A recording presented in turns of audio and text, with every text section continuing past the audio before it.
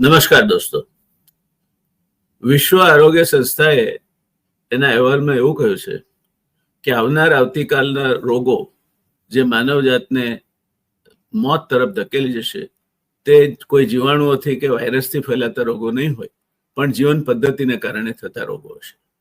આ જીવન પદ્ધતિનું એક કારણ એ બેઠાડું જીવન પદ્ધતિ અને જાડિયા પાડિયા એટલે ઓબીસ હોવું તે છે.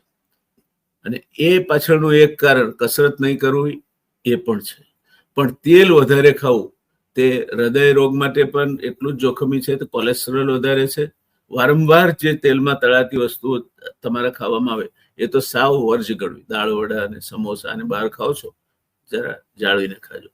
મોટી વાત એ છે દોસ્તો કે આપણે વર્ષે દિવસે 80,000 કરોડ રૂપિયાનું તેલ આયાત કરીએ છીએ.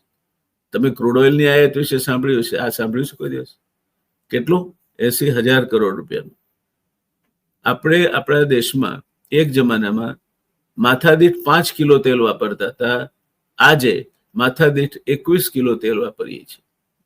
પછી તેલના ભાવ વધે જ ને, અને એના કારણે આપણે 50% કરતા વધારે જરૂરિયાત આપણી ઇન્ડોનેશિયા, મલેશિયા જેવા દેશોમાંથી તેલ આયાત કરીને પૂરી કરવી પડે છે. એટલે આપણે રોગ પણ કરીએ છીએ, 80,000 કરોડનું મોંઘું વિદેશી હુંડિયામણ પણ ગુમાવીએ છીએ, અને જાડિયા પાડિયા પણ થઈએ છીએ.